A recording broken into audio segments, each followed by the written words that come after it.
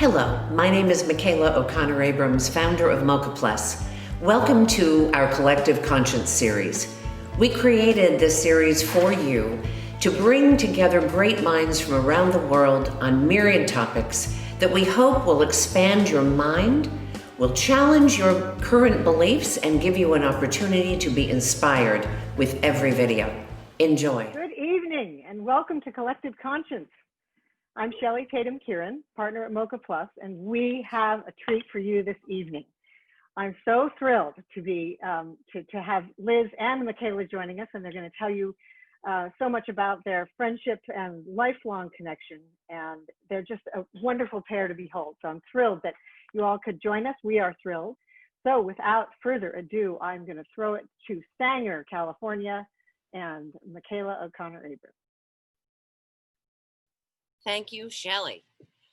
Well, thank you everybody for joining. I know there is a lot going on this evening for everyone. The convention, the power outages, there's a great deal. So thank you so much for joining us. I promise you won't be disappointed.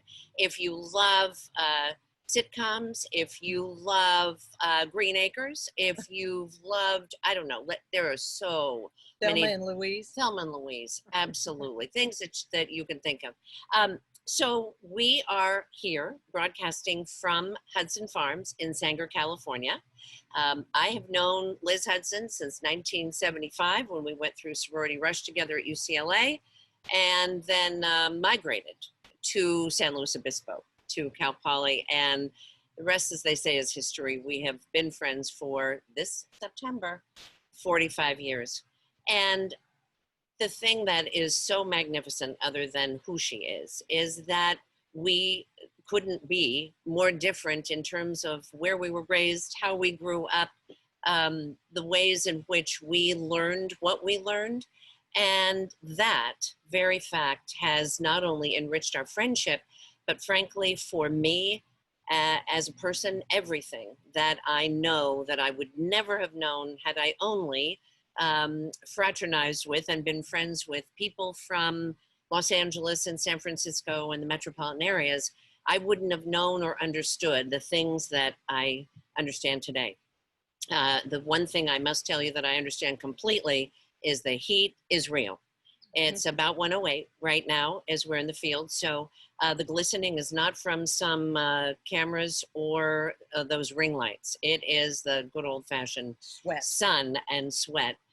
So Liz, thank you. Thank you for being here. Thank you for coming down. And I want to say that it works both ways. She's helped me become a better advocate for agriculture by sharing her perspective, not having come from the farm.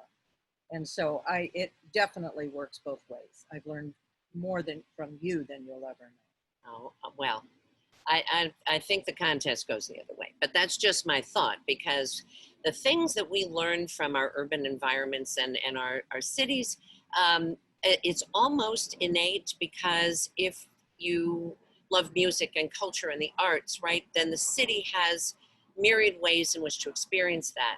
But if you are trying to understand where your food comes from and how it's grown and how actually farmers exist, and what's the difference between a boutique farm, a family production farm, a corporate farm, and all that really, really matters, especially right now in this country. There's no way you'd know that unless you get to have an amazing friend like this, or you're just curious, and through your network is how you find those things out. But they are incredibly important. So what I want to do, Liz, is I want you to talk a little bit about the farm. We did, when you were on the first time, we were able to talk about how many acres and what you grow. So most of you I can see were on with us the first time. I would like you to do, a brief overview of the fruit that is sold and what it is, and then we'll go into some of the challenges. I will tell you that, of course, it's harvest time. We were at the fruit stand today, and I'm going to be coming home with, I may have to strap some of it to my roof, but hundreds of pounds of peaches and nectarines and plums and Armenian cucumbers and amazing, amazing produce. So let's do a little bit about Hudson Farms. First start with, your family came to the Valley in the 1800s. So this is your 5 generations, and the kids, Roger and Shar, are 6th generation. So, but they weren't farming peaches and nectarines then. No, my grandfather on my dad's side immigrated from Germany. And my great-grandfather was a winemaker in the old country.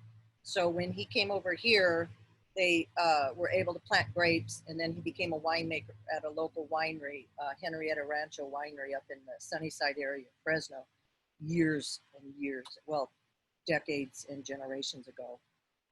My husband's family, the Hudsons, have been out farming in this vicinity since the 1880s.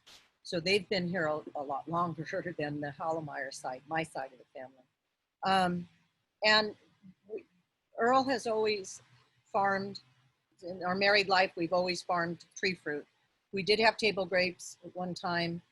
My parents always farmed grapes, raisins, oranges. But we've been in stone fruit for all of our married life. Right now, we're picking peaches that go to Wawona Frozen Foods, so they're processed. Good production. They like the old-fashioned varieties that taste like a peach. They get good tonnage. We're making money. We're paying bills and have a little bit left over on the freezer peaches. The Black Cat plums, these things we just picked. They're beautiful. Look at the Really size nice. of that. Really plum. nice, beautiful plum. It's when I spoke earlier, we were in front of the plum orchard. Did we lose somebody? Did we lose you guys? No. We were in front of the plum orchard that had the Black Splendor, and it was a dark red flesh inside. This is the Black Cat. It's a nice plum, real nice plum. Those we did okay. It's our sons actually, and Roger did pretty good on those. The nectarines, major disappointment this year. But Beautiful. again, gorgeous. There's one here. Well, not all gorgeous. That's why we're walking away. We're leaving about 5,000 or 6,000 cartons on the tree because of this kind of thing. I don't know if you can you see it? If I get real close, it's got where the little jackets that the blossoms were on stayed on the fruit longer when it was very little, and it left a girdle, if you will, kind of a little indentation around here. There's nothing wrong with eating quality of this at all, but it's ugly, so it goes out In the dirt. and there's just been a lot of scarring, and this is an old orchard. It's this one back here. It's an old orchard. It's coming out in about 2 weeks. It'll be dozed out. And it's been a good producer. It's done well most years. This year it just crashed and burned. I mean, that's farming. Some years are like that. And Well, and let's get into the meat of this part of the topic, because they have, so this orchard's how many acres? 17. Okay.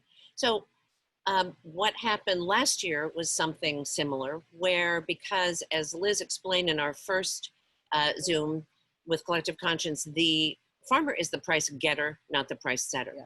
So that in the supply chain, if you don't have anything to do with setting the price, no matter how much you've spent, making sure that you've, prepared your trees, etc., and your labor, if the packing house then says, we'll give you $6 a box and it costs you 10, then you have to say, well, and why would I pick that?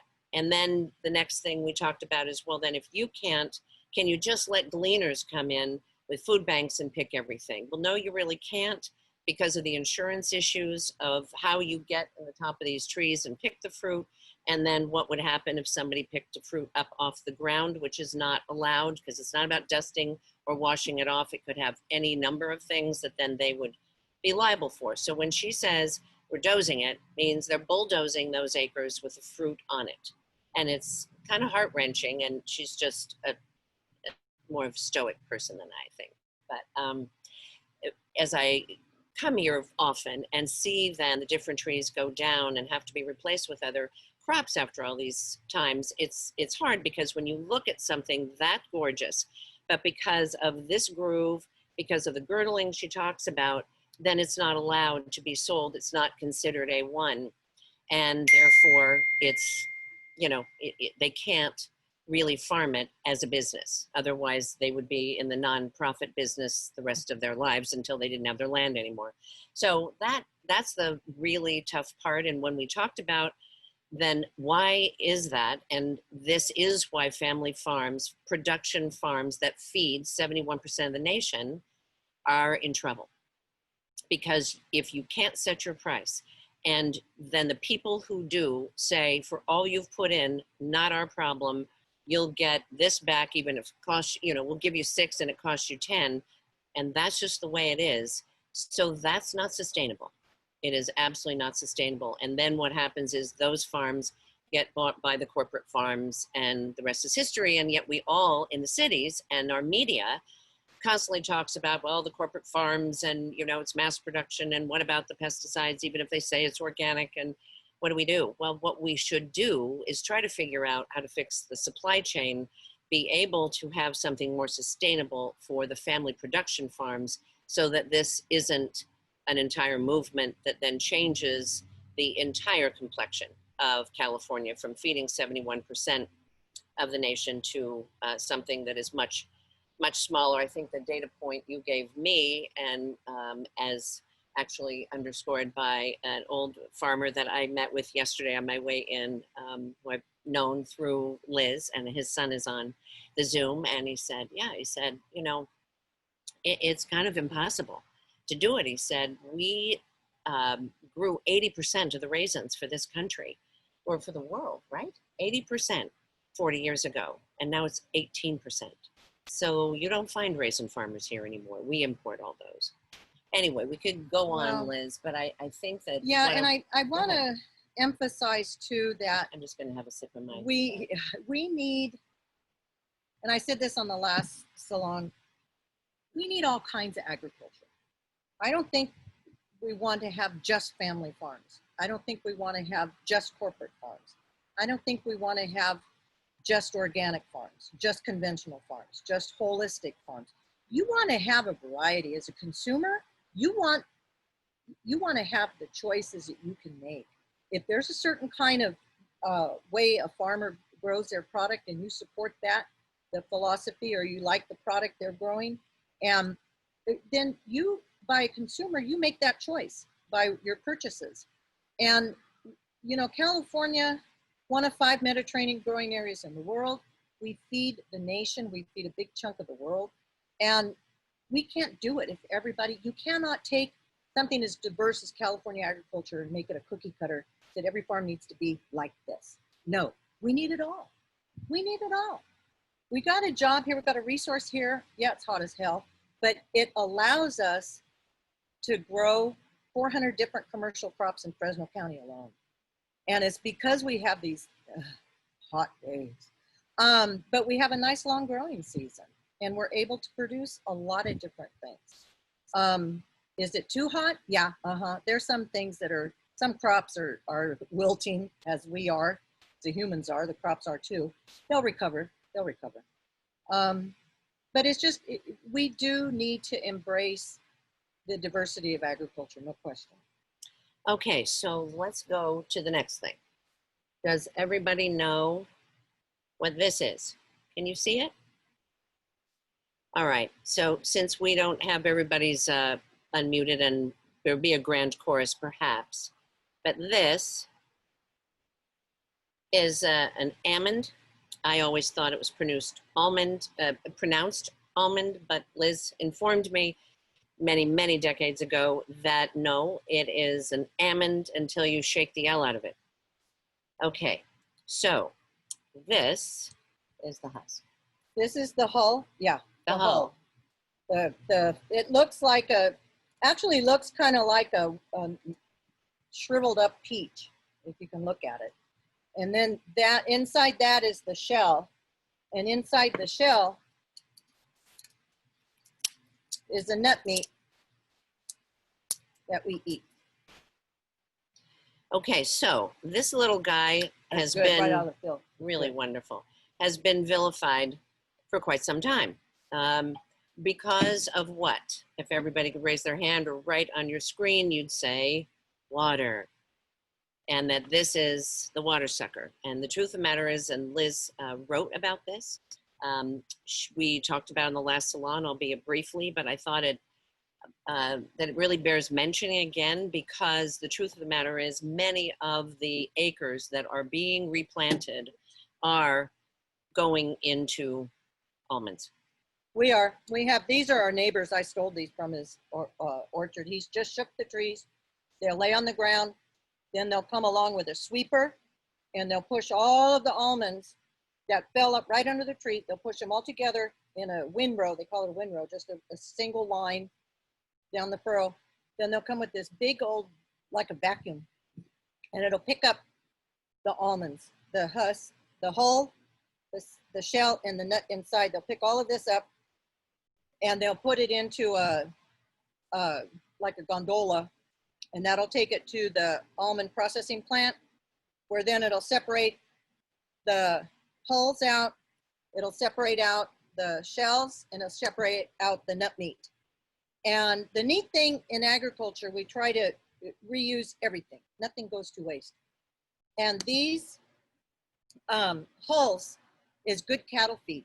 There's a high amount of protein inside this hull, and it's a great cattle feed. They'll eat on it, and especially in the dairy industry. And the husks are used in bedding. I mean, not the husk, the shell, I'm sorry, is used in bedding for livestock bedding. And it can be used for a lot of different things too. And then the nut meat, of course, is what we eat, or they make into almond flour, or Almond milk, almond all kinds. butter, all kinds of things. So to get this one nut, it's how many gallons of water? Takes about, I think about 1 gallon for one nut.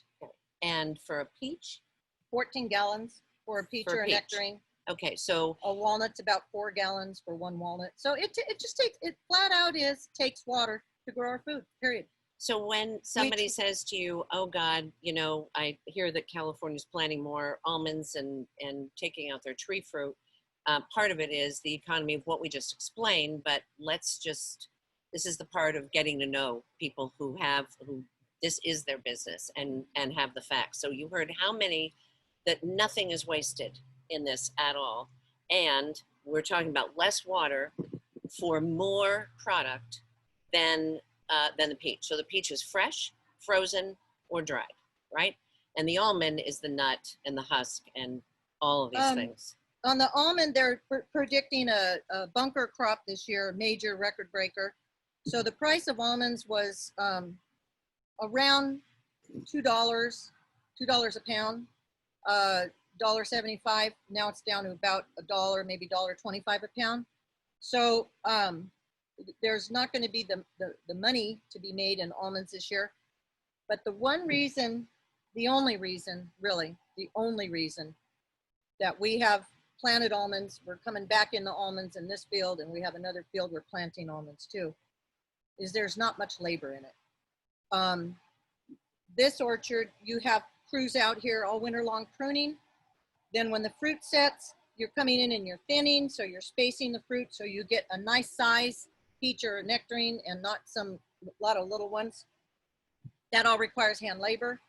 The harvest, this year we were struggling to find enough people to come out. We contacted about 3 or 4 farm labor contractors, and we have our 4 full-time people, but we also require crews to come in when this stuff is ripe and it needs to be picked. You better get out there and get it done.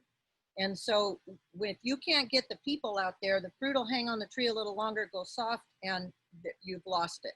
You've lost the ability to get it to the grocery stores for people to eat. So the labor was real tight. It still is very tight, but the cost of labor is just incredible, Out of sight is going up. Well, and so the availability and the cost of labor is what's driving a lot of cropping changes in our area here. But let me add that we brought up this time that a lot of people think, well, you know, you're just picking something. I mean, what skill do you need?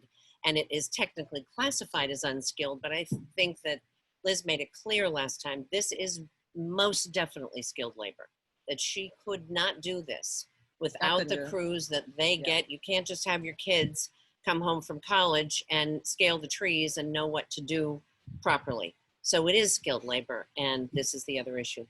Let's talk about the other things that you passionately grow for your fruit stand. So when 10 years ago now, right? 10 years, Liz said, I'm opening a fruit stand. We're going to have this huge shed, and I'm going to put on the end of the property that faces American Avenue, which is a very large thoroughfare. And I'm going to also plant, in addition to selling the tree fruit, then I'm going to plant lots of different vegetables and things that I know that people will really love. And I thought to myself, oh my God, this sounds like a lot of work. Well, it certainly is. I'm here to testify to it. As you can see, as we start glistening ever more, pretty soon it'll be the wet t-shirt contest. Never mind, you didn't hear me say that. But we don't have an HR department, so it doesn't matter. Okay, so let's look at some of the produce. I know you're all familiar with cucumbers. I'm not sure if you're familiar with the Armenian cucumber. It is not the Persian cucumber, it's the Armenian cucumber. And cut into it, what's just incredible about this cucumber is that there's no peeling this cucumber, right? And you just slice it. You can do everything from almost the kind that you do with the Asian cucumbers, and do a little rice vinegar and salt. You can also really mild. You can burpless. It's a burpless cucumber. It doesn't burp. That's important, you guys. At our age, that's important. And so these are wonderful. So I'll be bringing some of these back to the Bay Area. So you'll have to text me if you want some of the Armenian cucumber, and it's called guta. Now I'm going to have Michela take a taste of this. Hell no. Fresno chili. This is great. Rachel Ray loves Fresno chilies. That woman's always talking about Fresno chili. And it's a really good flavor. You just don't want the seeds, they're hot. They're hot. Seeds are hot. The membrane's hot. But it really is a great flavor. Okay. If I'm not hot enough already. Oh, that isn't too hot. No. It's just a real good flavor. Me? It's good. Now she says it's not hot and she's drinking a lot. I will too. But it's really nice. It is a good one.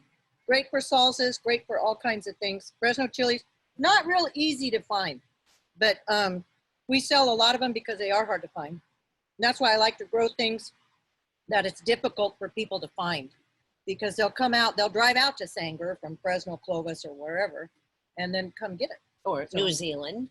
I mean, New Zealand. They don't drive from New Zealand. Well, no, that's true.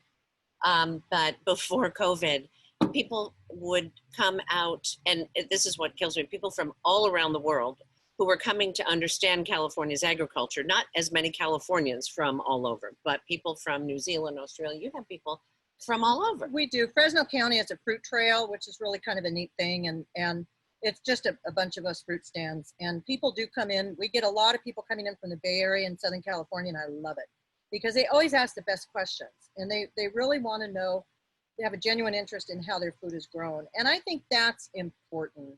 We put these things in our body every day. We put them in our kids' bodies. This is a source of nutrition. This is what keeps us healthy.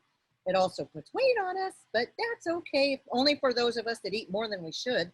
But this is really good, wholesome food, and it's safe. It's produced safely, and there's a paper trail. And as a consumer, you should have a comfort and assurance in knowing that if you buy a California produced whatever, there's a paper trail and very high food safety standards, very high pesticide usage standard on those farmers that are conventional, and even the organics, because they do every once in a while will need to use ag chemicals that are qualified for use in organic agriculture, natural-based products that they can use to control pests.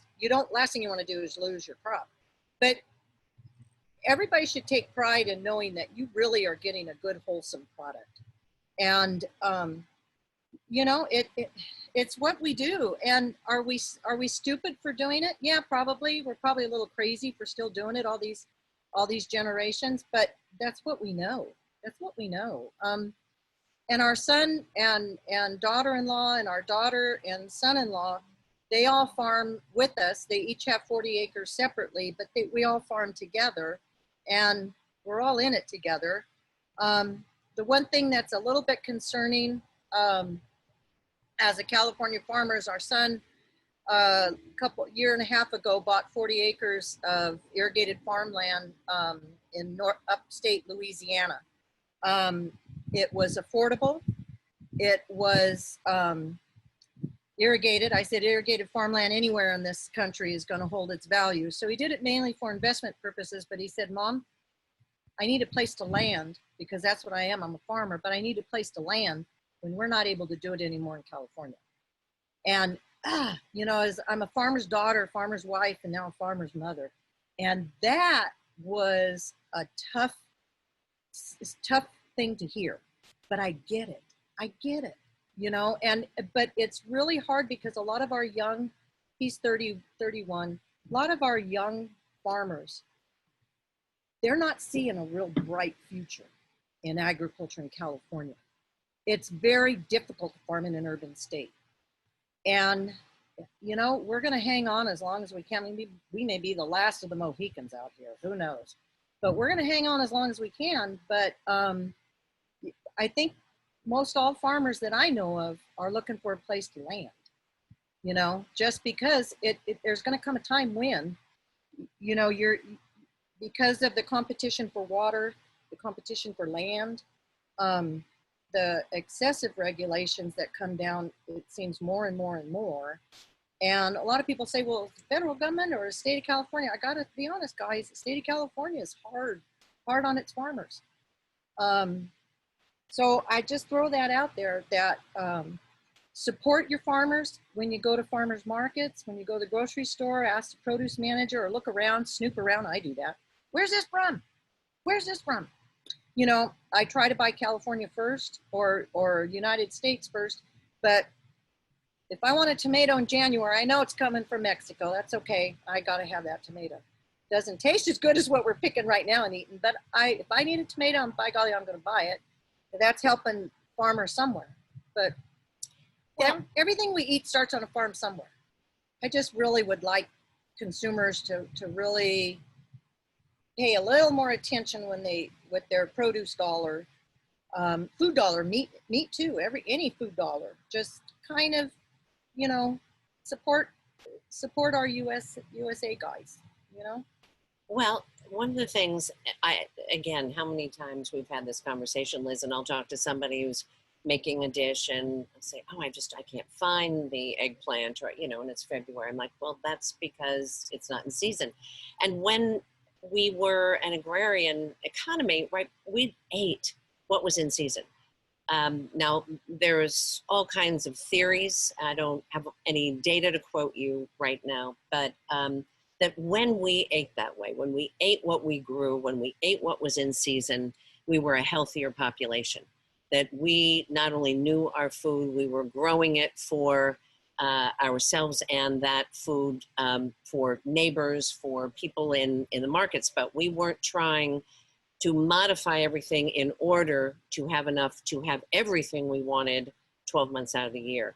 And that's another part that, if, you know, it doesn't mean don't buy that, or, you know, somebody's going to shame you into fixing a recipe that has something that nobody grows in this country and you still want to make it. Like Liz's point is, so do it. But just understand with a consciousness about where we are right now with the production of food, especially in California, since we produce more than any other state in the nation for the nation. To that end, where's our peaches? Here we are.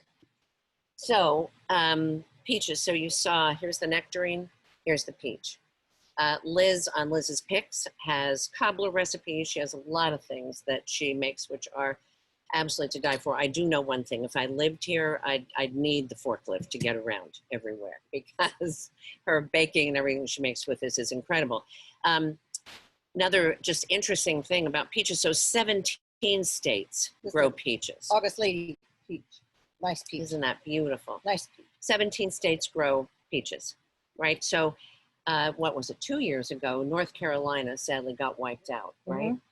well, but that, of course, supply and demand. So it was great here for the price of peaches and what the farmer in California got back. So as you're imagining any other supply chain in any other industry, this is the same. It's just more delicate in its balance. So, you know, Liz, one of the things that I have also noticed is when we think of a small farm, a lot of people in the city think a small farm is, you know, 10, 20 acres. And we talked about this the other day, and you said, no, you know, a small farm can be a couple hundred acres. The bigger farms are the 1,000, 10,000, average farm size California is about maybe 350 acres, something like that. And, you know, it doesn't really, there's no magic number. A farm's as big as it needs to be. You know, if you're growing very specialty, unique things, you only need 10, 20 acres and can do very well at it. If that you can manage yourself, you know, you don't have to hire a lot of people. Your expenses are much more affordable and manageable.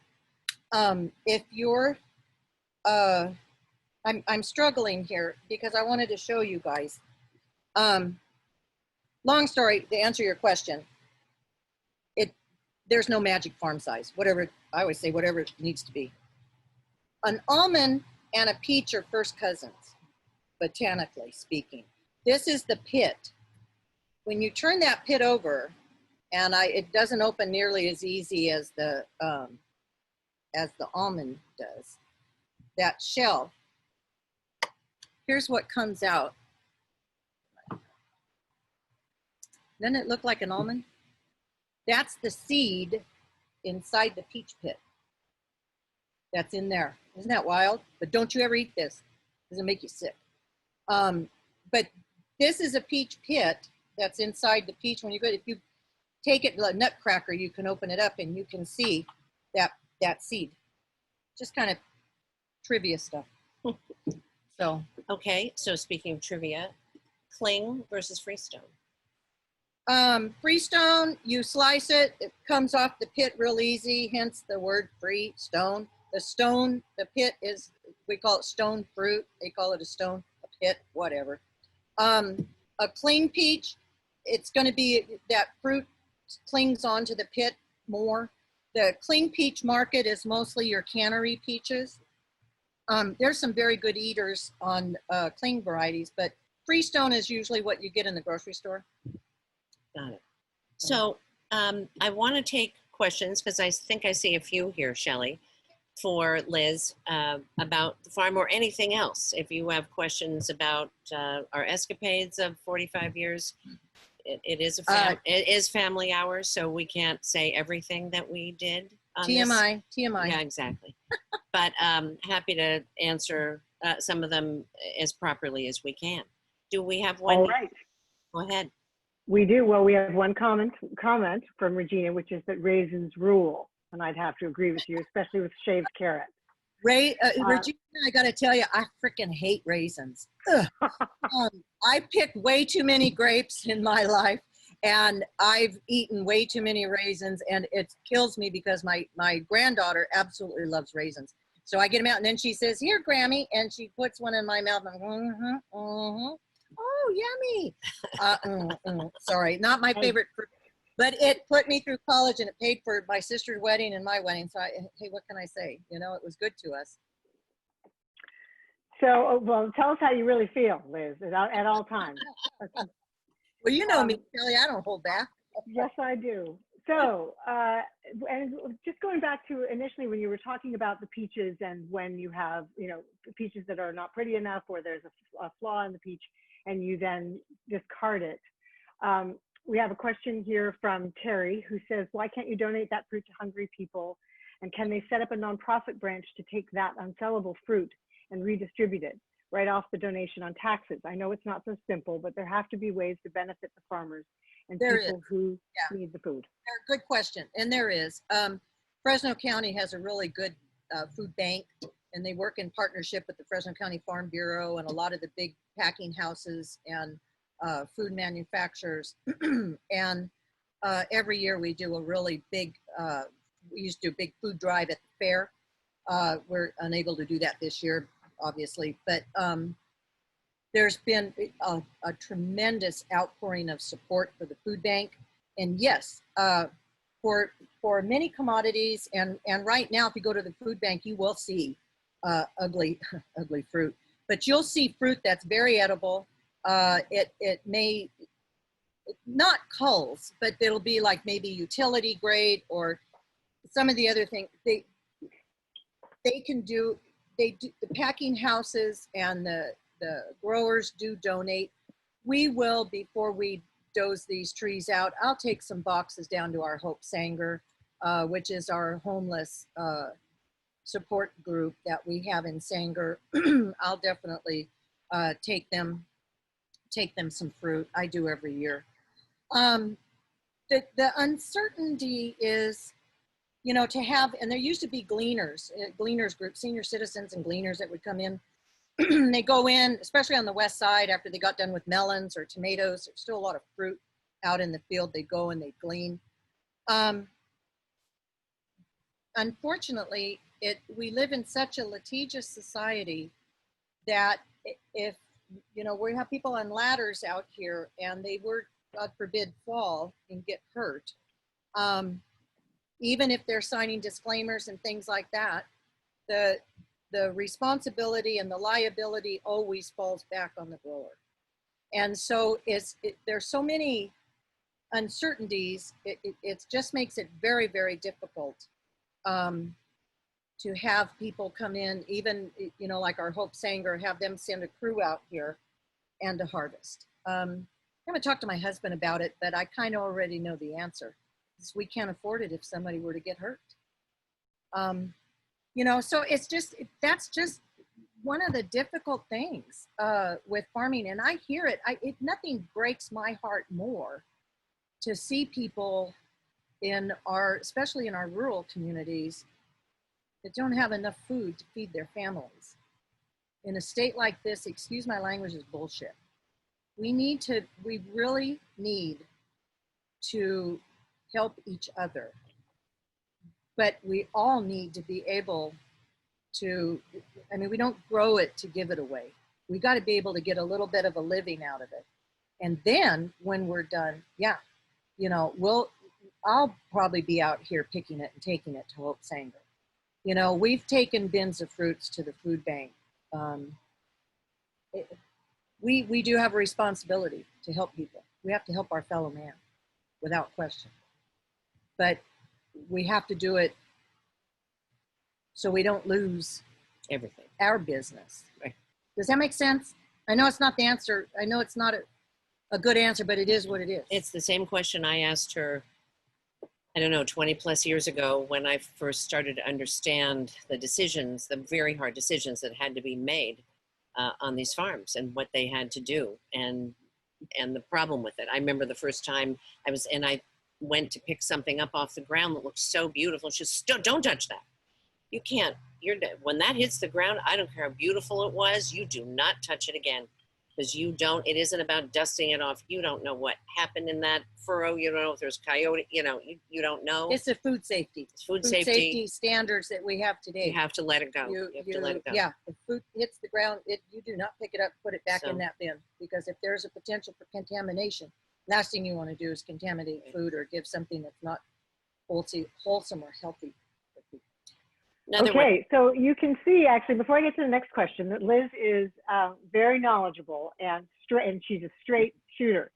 So we have, every Wednesday, we have a feature at Mocha Plus SF, and also Ellis will put it in the chat, but also it's on our website and on our social feeds. Every Wednesday, Liz does a column for us called Liz's Picks, and she chooses something to talk about that week and gives us a little background information and usually a recipe or two. So that's in the chat, and check that out. From Catherine, who makes the luscious looking preserves and fruits? Small batch sold in the farmer's stand?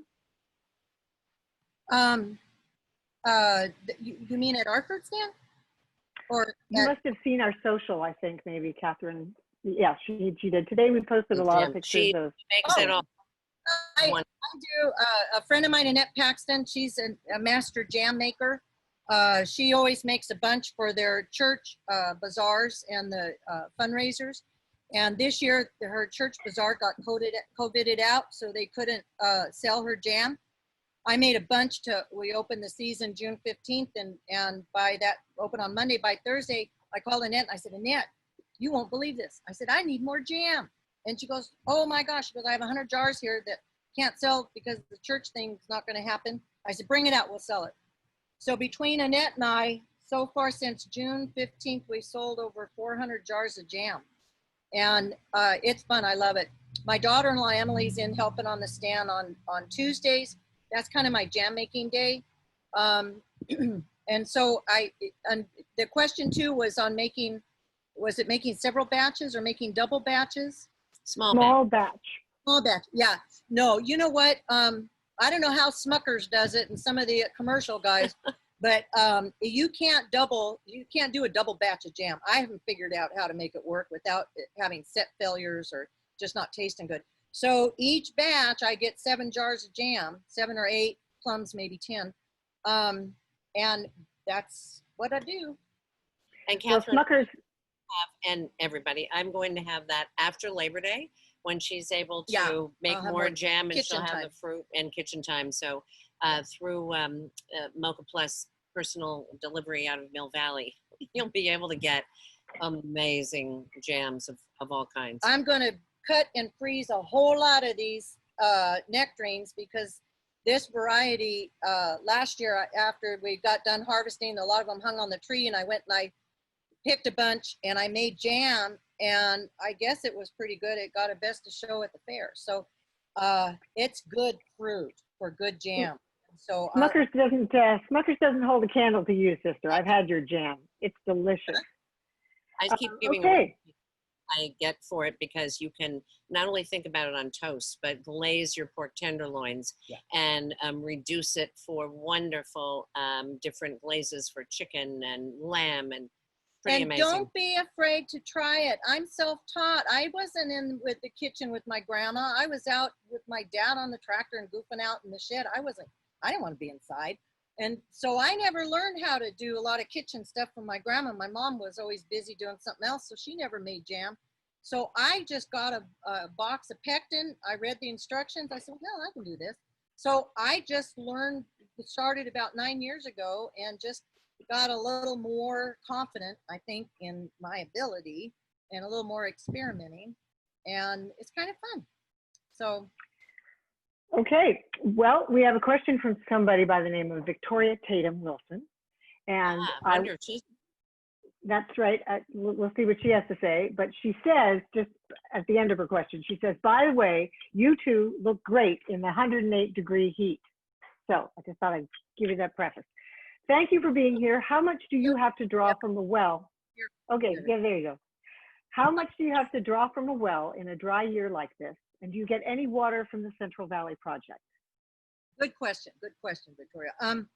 This year we were blessed. We had a good snowpack behind us on the Sierras, and we were able to start using the melted snow that comes down through the Kings River and stored behind Pine Flat Dam, released, goes into our irrigation district's canal network. And we were able to use surface water for all of July, end of June, all of July, and a big chunk of this early part of this month. So we did not have to turn on the wells. We did this spring for frost protection, because if you take groundwater, which is really kind of warm, and if you have a chance of frost when the trees are in bloom or the fruit's very, very tiny in those little jackets, if you get a frost, you'll lose your crop. So if you take that warm groundwater and run it down your the furrow, that'll raise the temperature in the orchard about 2 to 3 degrees. When it's 30, 31 or 30, that makes a big difference. 2 degrees, it really makes a big difference. So short answer, we did have good surface water. We farm in, I call it God's country. When it comes to water, we're on the Kings River. Our water table is about 40 feet right now. We did lose our house well in 2015. our well was, the deepest was 58 feet. The water table dropped that much during the drought. We lost our house well. But it has recovered significantly because we've had pretty good surface water supplies in the last couple of years. Now, other parts of California, the west side of the San Joaquin Valley, they get their water from a different infrastructure, a different source. There's a lot more issues that interplay on their ability to take delivery of water that comes out of the Sacramento, San Joaquin Delta. So it's for them on the west side, I think they're at a 20% water supply this year, particularly Westland's Water District, west side of Fresno, Merced, Kings County. So they're at 20% supply. They will have to go on the market and buy additional water if it's available, or will go to the groundwater to finish off their crops. There is a thing coming up. It's already in the planning stages. It's called the Sustainable Groundwater Management Act. SIGMA is the acronym. Where it's going to have a huge impact on agricultural water throughout the state of California. I don't care where you farm. Is it a good thing? Is it a bad thing? It sure can be.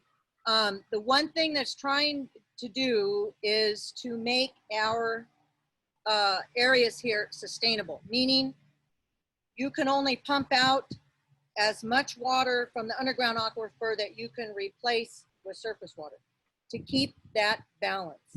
And the district that we farm in, it will be able to meet that, no problem. There are parts of the San Joaquin Valley, even Sacramento Valley, and West Side, and I would think even down in Imperial perhaps, that are going to have difficulty making those numbers meet, making them sustainable. So everybody in the industry is saying there's going to be hundreds of thousands of acres that are going to be permanently idled because they're not going to be able to become sustainable. That's tough. But you know what? Does it need to happen? Yeah, we can all do a better job probably on our irrigation efficiencies. The fact is it takes 14 gallons of water to grow a peach, you guys.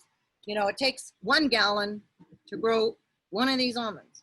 You know, it takes water, but the efficiency in how you as a grower can apply that and maximize every freaking drop of water, that's the key.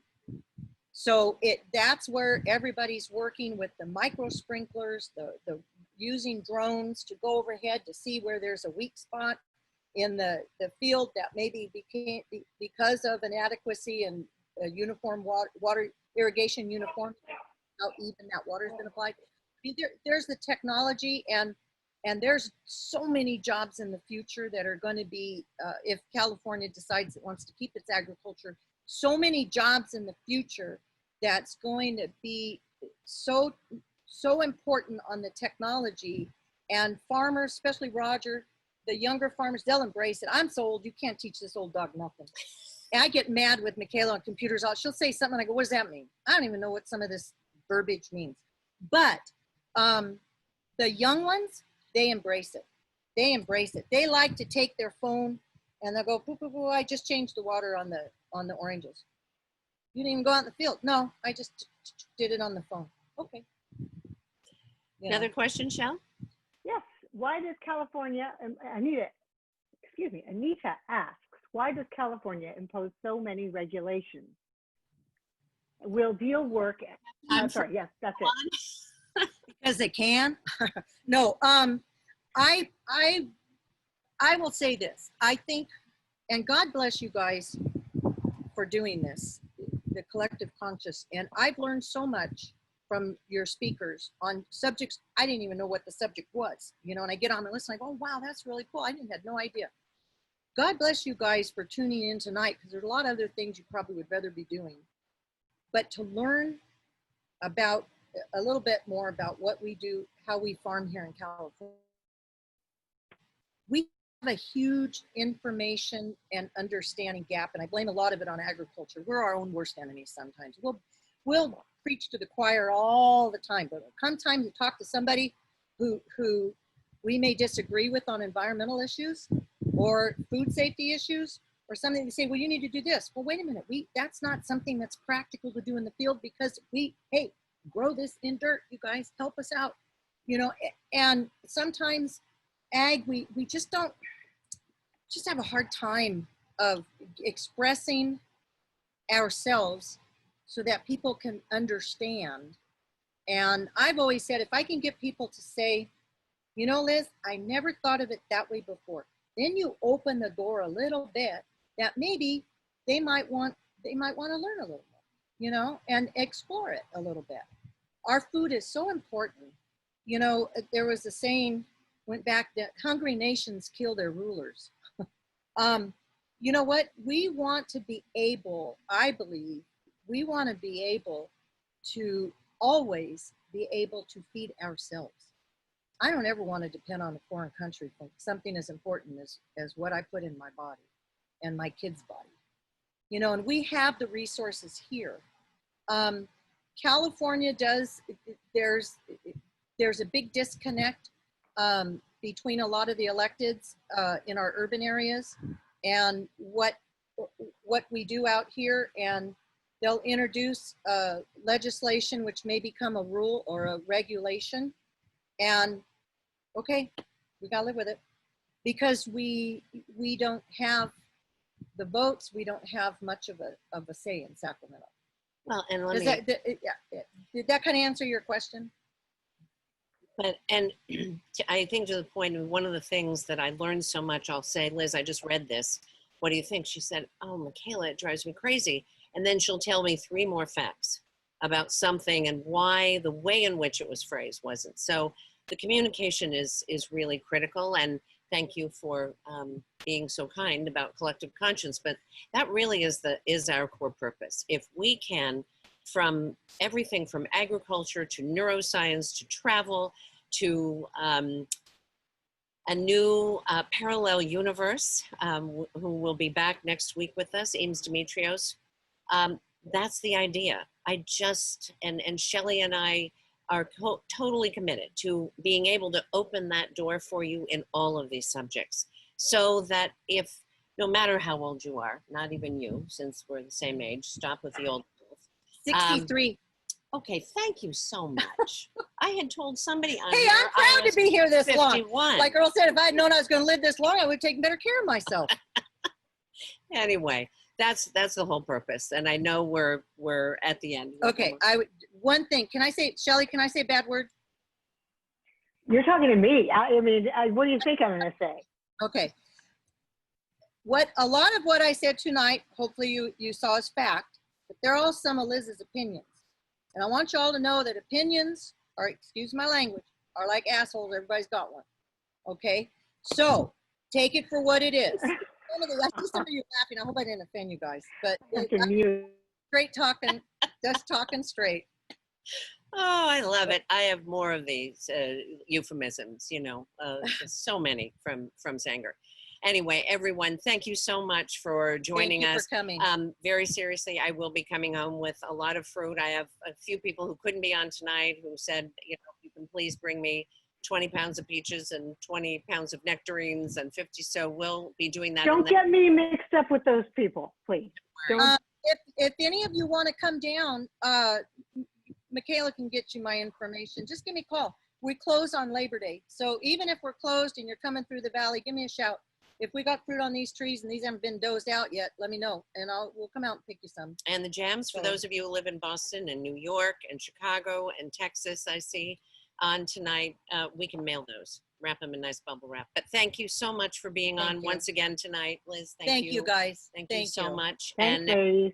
we do have Ames Demetrios back again next week, and the following week is the president of Cal Poly San Luis Obispo, Dr. Jeffrey Armstrong, about the future of education. So enjoy your week. Thank you. And now signing off so I may jump in the pool. Cheers. Cheers, everybody.